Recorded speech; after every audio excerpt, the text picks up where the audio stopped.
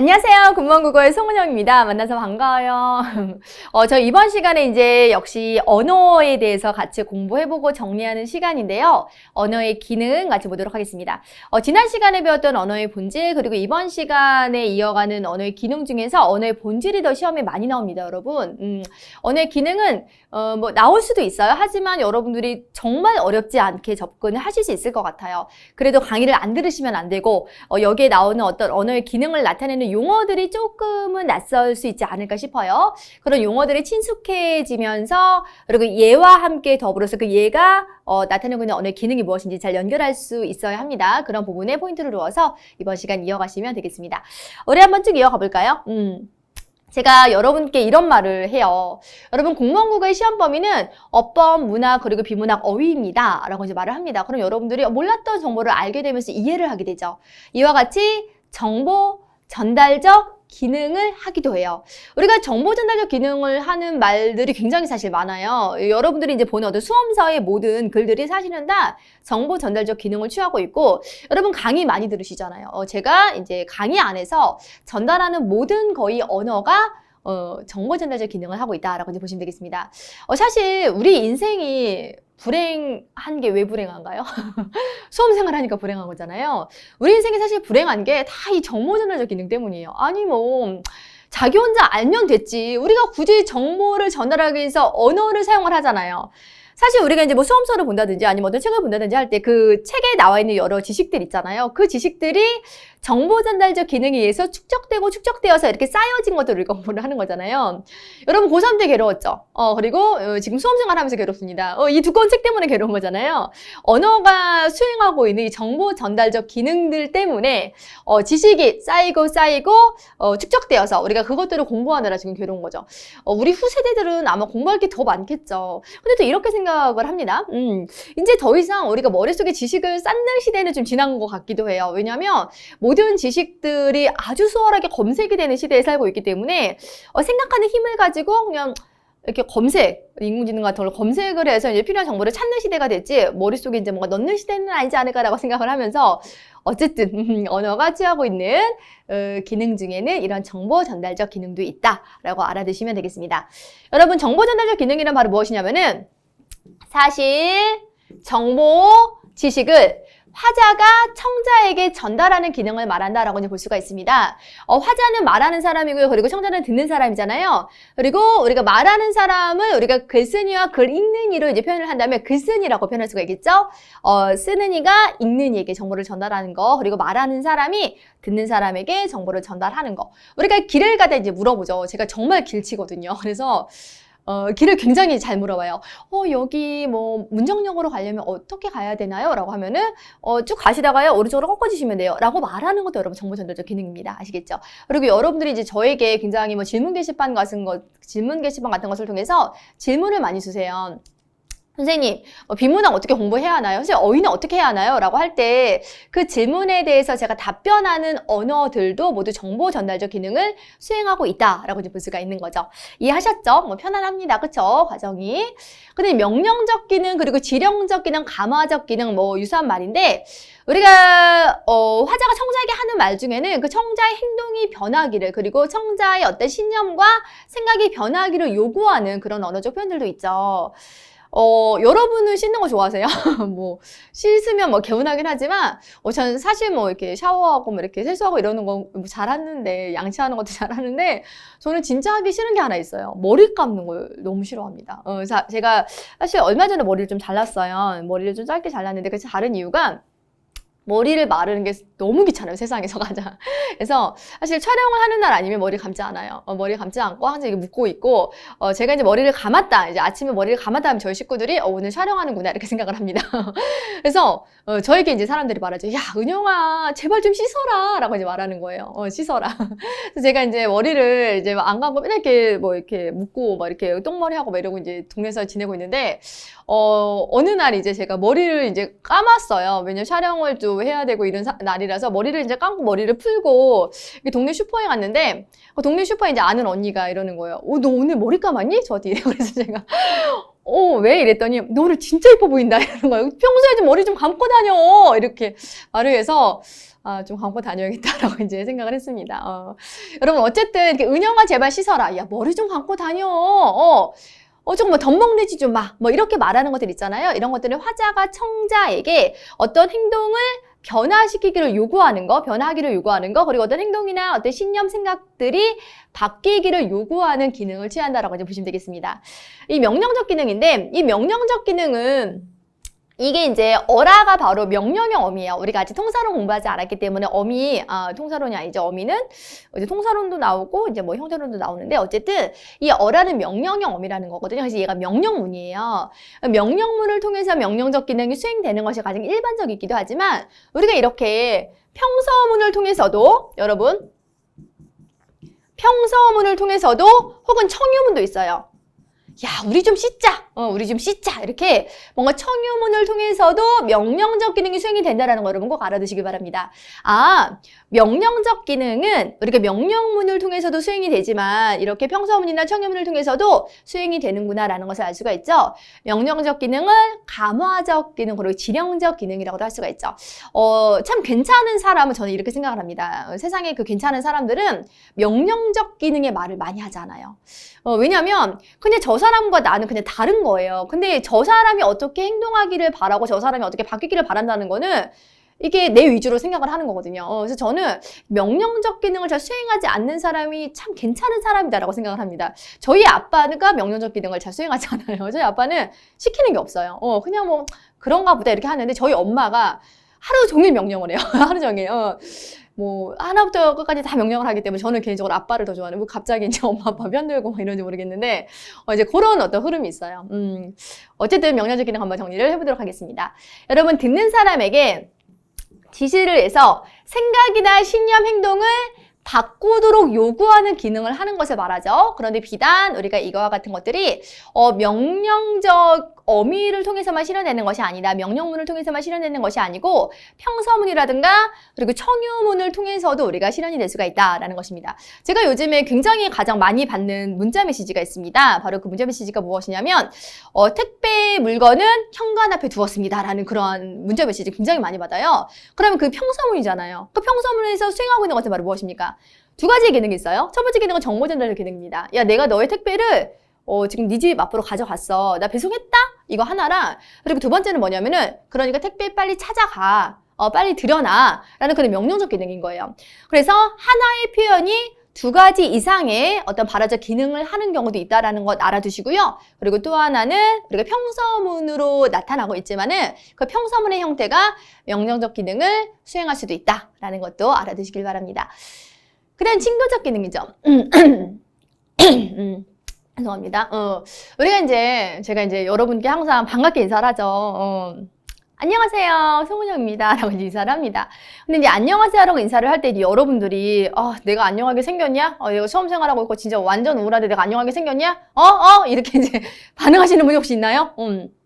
그러면 안 되는데, 안녕하세요라는 거는 그 여러분과 제가 잘 지내보기 위한 어떤 과정인 거죠. 그래서 이 안녕하세요라는 표현을 가지고 뭐 같이 판단을 하시면 안 됩니다. 내가 진짜 안녕한가? 내가 건강한가? 내가 잘 자고 있나? 내가 잘 먹고 있나? 그런 게 아니에요. 그냥 인사하는 거예요. 제가 만약에 어떤 강의를 들어와서 인사도 하지 않고 여러분 이번 시간에 언어의 기능 공부할 거예요. 책 펴시다 라고 하면은 좀 카리스마 있어 보일 것 같기도 한데 그죠? 카리스마 있어 보일 것 같기도 한데 어쨌든 뭔가 좀 이렇게 말랑말랑한 친숙함은 안 생길 것 같아요.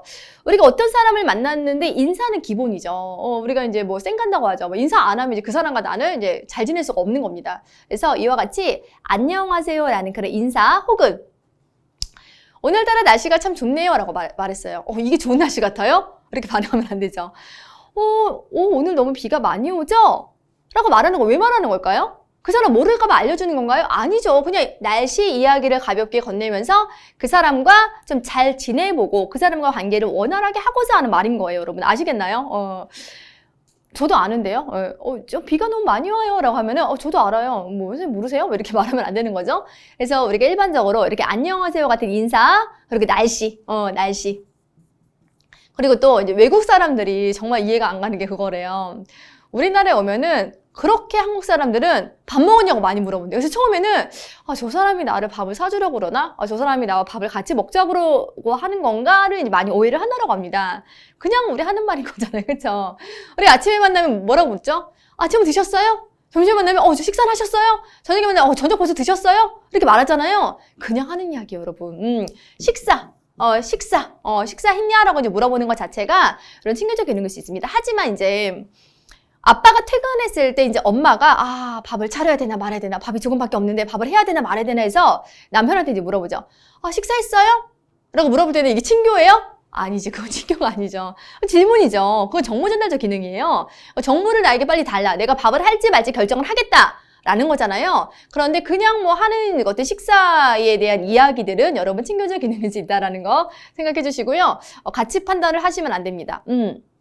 제가 또 이제 얼마 전에 그 친구를 만났는데 그냥 좀 오랜만에 만나는 친구였어. 그래서 그 친구한테 잘 지냈냐? 라고 했더니 그냥 하는 말이에요. 친교적 기능이었어요. 그랬더니 그 친구 영문과를 나와서 그런지 잘 모르더라고. 친교적 기능을 모르는가 봐. 내가 잘 지내게 생겼냐? 이러는 거예요, 저한테. 그래서 내가 야, 언어에는 말이야, 친교적 기능이라는 게 있어. 라고 이제 제가 한참 설명을 했던 적이 있었거든요. 자기가 잘 지내게 생겼냐, 뭐 고민이 좀 있더라고요. 그래서 잘 지내지 않는다. 라고 이제 저한테 막 소리를 지르더라고요. 인사를 했을 뿐인데. 예. 여러분, 친교적 기능이라는 것은, 상대방과의 친교를 위해서 하는 말에서 드러나고 있는 기능을 말합니다. 여러분, 판단하면 된다, 안 된다? 발화의 내용 판단하면 안 됩니다. 발화의 상황을 중시해야 된다라고 이제 보시면 되겠습니다. 바로 상황을 중시하는 것이 중요합니다.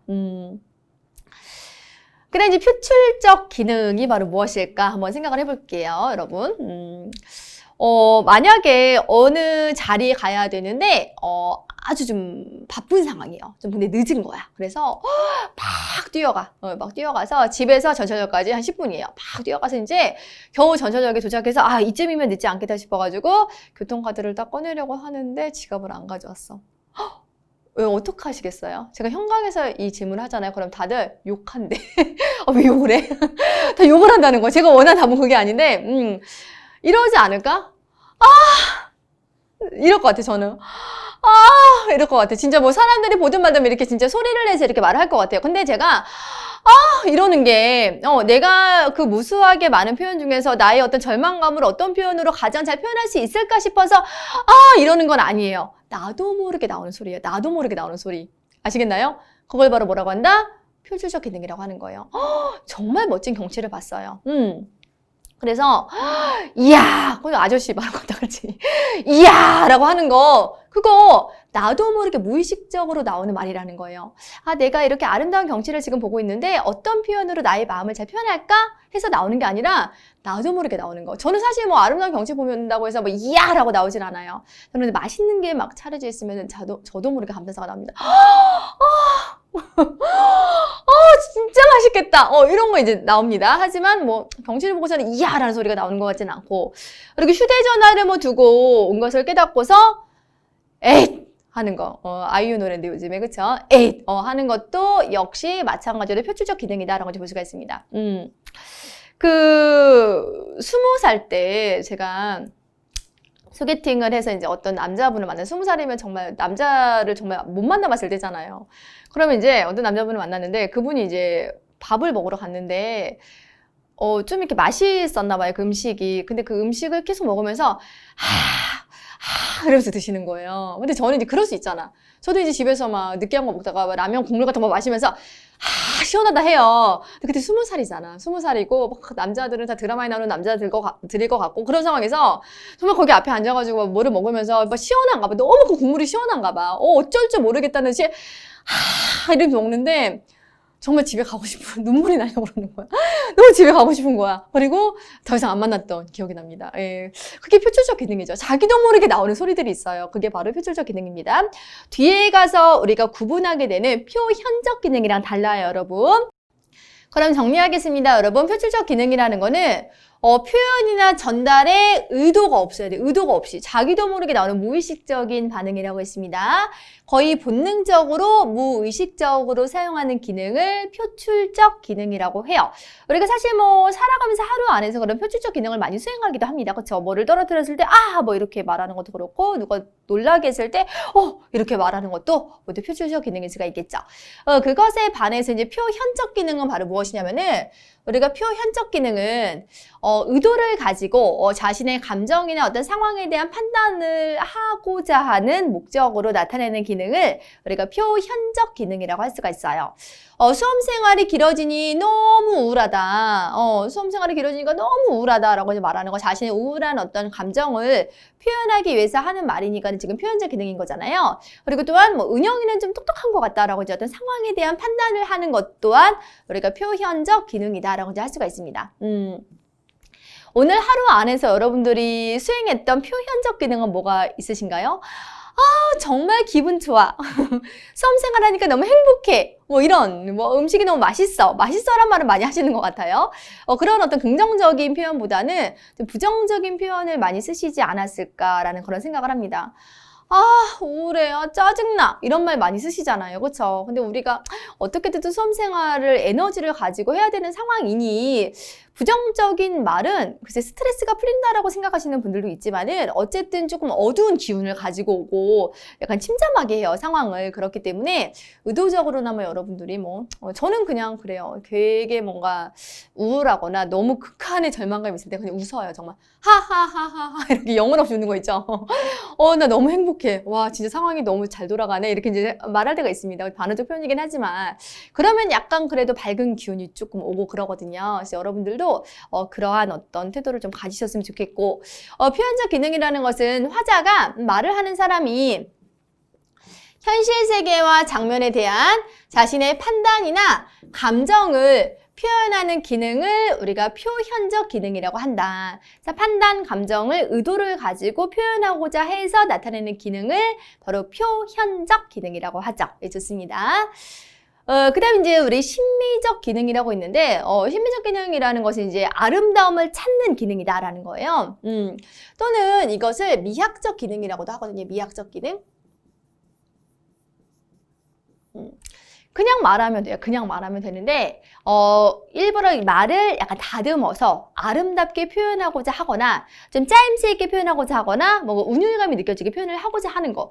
주로 문학작품이라든가 이제 광고 안에서 이와 같은 심미적 기능이 이제 많이 발생을 하는데 여러분의 지금 마음이 어떻습니까? 라고 할 때, 선생님, 제가 이제 어떻게 진로를 정해야 되나 고민을 하다가 그래도 이제 시험을 보기로 하고 또 이제 강의까지 들으면서 차근차근 움직이니까는 오히려 마음이 좀 차분해지고 좀 좋아요, 평안해요 라고 이제 말할 수가 있잖아요. 근데 마음이 평안해요 라고 말할 수 있는데 이렇게 표현하는 사람들이 있어요. 내 마음은 호수야. 이렇게. 그쵸? 내 마음은 호수야. 우리 내 마음은 호수요라는 표현은 은유법의 대표적인 예잖아요. 그렇게 이제 표현을 하기도 하는데, 그게 바로 심미적 기능이라는 거죠. 여러분의 마음은 지금 어때요? 제 마음은 항상 폭풍이거든요. 여러분의 마음은 호수입니까? 제가 또 이제 얼마 전에도 친구랑 이렇게 통화를 하는데, 잘 지내니? 라고 했더니 그 친구가 하는 말이, 있잖아. 내가 일을 하면은 볼펜 하나가 책상에서 안 떨어진다? 그래요. 그래서 내가 무슨 말이야? 라고 했더니 아무 일도 일어나지 않아. 그냥 몇 년 동안 그냥 항상 똑같아 이러는 거예요. 볼펜 하나가 안 떨어진대. 그래서 나는 그 말이 너무 재밌더라고요. 좀 이게 바로 이제 심미적 기능이 아닌가 싶어요. 같은 내용을 표현하더라도 일부러 조금 짜임새 있고 좀 재밌게 좀 여운을 주는 그런 표현으로 우리가 정해서 쓰는 거. 그걸 바로 심미적 기능이라고 할 수가 있습니다. 이것도 마찬가지예요. 뿌린 대로 거두는 법이니까는 네가 열심히 하는 만큼 그것에 따른 결과가 있을 거야 라고 말하는 것이 아니라 야, 열심히 해. 콩 심은 데 콩 나고 파 심은 데 파 난다. 이렇게 말하는 거잖아요. 앞절과 뒷절이 비슷하게 대꾸를 이루어서 일정한 짜임새를 지금 이루고 있는 거잖아요. 그걸 바로 우리가 심미적 기능이라고 이제 할 수가 있습니다. 이런 관용 표현, 그리고 이와 같은 문학, 특히나 시에서 이와 같은 심미적 기능이 많이 발생을 합니다. 심미적 기능이라는 것은 언어를 심미적으로 아름답게 다듬어서 듣기 좋은 짜임새, 그리고 좀 오래 생각해보게 하는 여운을 주는 표현 등을 갖게 만드는 기능이다. 그래서 뭐 문학작품이라든가 또 광고와 같은 것들도 인상적으로 표현을 해야지 우리 머릿속에 오래 남잖아요. 그래서 문학작품이라든가 또 광고, 그리고 관용 표현, 뭐 속담이라든가 그런 것 등에서 이 심미적 기능이 많이 표현이 됩니다. 여러분들이 뭐 하루 안에서 심미적 기능을 표현할 때가 있을까요? 뭐 연애하시는 분들은 심미적 기능을 많이 활용을 하는 것 같아요. 너는 이 세상이 뭐 나에게 뭐 어떤 존재야? 막 이렇게 말하잖아요. 일상적인 말을 안 쓰고 좀 특별하게 다가가고 싶으니까는 그런 경우가 아니고는 그냥 우리가 일상적인 말을 많이 하는 것 같아요. 근데 이제 이와 같은 언어적 기능도 있다라고 이제 살펴주시면 되겠습니다. 7번째는 굉장히 특이한 기능이죠, 여러분. 관어적 기능이라고 해서 이 말과 말이 어떤 관계를 맺는지를 이제 알려주는 기능을 우리가 관어적 기능이라고 할 수가 있습니다. 뭐 춘부장이라는 말은 살아계시는 남의 아버지를 가리킨다. 여러분 춘부장이라는 말이 어떤 말인지 잘 모르시는 분들 굉장히 많아요. 우리가 좀 젊은 세대 분들은 잘 모르시는 분들이 많은데 춘부장이 어떤 뜻을 가져 이 말과 이 말이 어떤 관계를 갖는지를 지금 이어주는 거잖아요. 특히나 이 관어적 기능 같은 경우는 이 외국어 선생님들이 굉장히 많이 이제 하시는 그런 기능이기도 한데, 뭐 영어의 father는 뭐 우리말의 아버지라는 말입니다. 뭐 그리고 불어의 뭐 메종은 뭐 우리말의 뭐 집이란 뜻이에요. 라고 말하면서 다른 말과 우리말의 관계에 대해서 설명을 하는 그런 언어적 표현이 나타난다라고 할 때 그와 같은 기능이 관어적 기능이에요. 사실 관어적 기능은 문제로 나온 적이 없었습니다. 왜냐하면 조금 일반적인 언어적 기능이라고 볼 수 없어요. 좀 특별한 언어의 기능인 거죠. 그래서 영어, 한국어가 서로 이제 관계하고 있다는 것을 알려주고 있고요. 그리고 춘부장은 한자어고 남의 아버지는 고유어이기 때문에 한자어, 고유어 간의 관계를 풀어내서 그것을 설명함으로써 말과 말의 관계에 대한 내용을 말해주고 있기 때문에 이와 같은 기능을 우리가 관어적 기능이라고 할 수가 있습니다. 말을 배울 때 나타나는 기능이다. 즉 언어를 배울 때 나타나는 기능으로 언어가 언어끼리 어떻게 관계하고 있다라는 것을 그와 같은 내용을 말하는 기능을 우리가 관어적 기능이라고 할 수가 있어요. 여러분 그럼 문제 한번 우리 풀어볼까요? 밑줄진 표현에서 주로 나타나고 있는 언어의 기능은 바로 무엇인가 라고 했습니다. 여러분 김유정의 동백꽃이라는 작품은 굉장히 의미 있는 작품이죠. 이 작품은 문학 안에서도 의미 있는 작품이고 굉장히 재밌는 작품입니다. 여기 보면 이제 뭐 동백꽃도 그러하고 이제 봄봄도 그러하고 이 나라는 어떤 주인공이 나오죠. 이 나라는 주인공은 굉장히 어수룩한 캐릭터입니다. 그렇죠? 여자의 마음을 모르고요. 그냥 뭐 되게 순진하고 그래서 순진하기 때문에 웃음을 유발하는 그런 캐릭터예요. 지금 이 장면을 보면은 이 점순이라는 어떤 여자애가 나를 너무 괴롭히는 거야. 막 욕하고 그다음에 나의 뭐 수탉을 막 몰래 데려가다가 자기 닭이랑 뭐 쌈닭이랑 쌈을 붙여가지고 피가 흐드러지게 하고 막 굉장히 막 괴롭히는 그런 상황이에요. 그래서 이제 이 나가 이 나쁜 머리로 생각을 하는 거지. 도대체 점순이가 도대체 왜 그렇게 나를 괴롭힐까를 이제 생각을 하다가 나흘 전 사건까지 이제 돌이켜 보는 거예요. 나흘 전 사건 때문에 혹시 그런가? 근데 그때도 내가 뭐 딱히 잘못한 일은 없는데 라고 생각을 하고 있는 겁니다. 그 나흘 전 사건이 바로 뭐냐면은 이런 사건이에요. 나흘 전에 감자 조각만 하더라도 나는 저에게 조금도 잘못한 것은 없다. 혹시 나흘 전 사건 때문인가? 아니야. 나는 저에게 조금도 잘못한 점이 없는데? 아니 계집애가 나무를 캐러 가면 갔지. 남 울타리 엮는데 생이질, 즉 방해를 하는 것은 다 뭐냐? 라고 이제 말하고 있는 거예요. 여러분 뭐 16살, 17살 먹은 여자애가 갑자기 뭐 그냥 뭐 쌩 갔어. 이 남자 만나도 뭐 본 척 만척했어. 그런데 어느 날 갑자기 남자를 막 보고 있어. 그러면 좀 눈치 빠른 좀 남자애 같은 경우는 쟤가 나한테 왜 저러지? 혹시 날 좋아하나? 라고 생각을 할 수도 있어요. 거기까지 바라지도 않아. 보세요. 그러면서 이제 그 점순이가 발소리를 죽여가지고 등 뒤로 살며시 와서 말을 시킵니다. 얘, 너 혼자만 일하니? 이렇게 말을 시켜요. 근데 지금 사실 보니까 사실 혼자만 일하고 있잖아. 혼자만 일하고 있는 게 뻔히 보이는데 얘, 너 혼자만 일하니? 라고 물어봐요. 그거 뭐예요? 그쵸? 친교적 기능이지. 진짜 궁금해서 물어보는 거예요. 와, 진짜 이거 진짜 작업이 뭐 대단하고 너무 힘든 일인데 혼자 할 수 있을까? 야, 너 이거 혼자 하는 거야? 이래서 물어보는 게 아니죠. 그쵸? 너 혼자만 일하니? 라고 물어봐서 이제 좀 말을 트고 좀 뭔가 친교적인 관계를 이어나가고자 지금 말을 시키고 있는 건데 이 친교적 기능을 1도 모르는 이 나가 뭐라고 생각을 하고 있냐면 아니 어제까지도 저와 나는 이야기도 잘 않고 서로 만나도 본척만척하고 이렇게 점잖게 지내던 토요일만 갑자기 나한테 와서 말을 걸고 대견해졌으면 웬일인가. 항자 망하지만한 계집애가 남의 일하는 것을 막 엿보고 그런다고 생각을 해서 이제 이상하게 이제 여자를 바라보는 거죠. 그러면서 하는 말이 완전 매력적이야. 들어보세요. 뭐라고 말하냐면은 그럼 혼자 하지 때로 하디? 이렇게 말해요. 그럼 혼자 하지 때로 하디? 이렇게 말합니다. 이건 친교 쫓기는 걸 전혀 이제 받아주지 못하는 상황입니다. 그럼 점순이도 이제 좀 자존심이 상해가지고 하면서 가버리면 되는데 이 남자가 너무 좋은가 봐. 그래서 가지도 않고 막 그 옆에서 계속 이제 말을 합니다. 스타리를 벌써 영리? 우리 집은 언제 영리를 막 해서 말을 해요. 그렇게 말을 하다가 갑자기 누가 볼까 막 이렇게 곁눈질을 하더니 자기 그 치마에서 더운 김이 확 끼치는 그런 감자 세 알을 이 남자에게 확 내밀죠. 누가 보기 전에 빨리 먹어라 이렇게 말하죠. 그러면서 너 분감자가 얼마나 맛있는 줄 아니? 너 이런 거 안 먹어봤지? 라고 하면서 이렇게 감자를 줍니다. 감자까지 주는 거 보면 이제 여자애가 자기를 좋아한다는 걸 눈치를 챘어야 되는데 얘는 또 이제 또 이제 뭐 눈치도 없지. 게다가 또 이제 자존심만 또 세. 네 집엔 이거 없지라는 말에 기분이 상한 거야. 그래가지고 또 이제 감자를 안 먹는다. 니나 먹어라 해요. 그럼 이제 이 나가 아는 점순이 캐릭터는 어떤 캐릭터냐면은 막 아무리 어른들이 막 짓궂은 막 농담을 해도 막 이렇게 다 받아치는 그런 점순이야.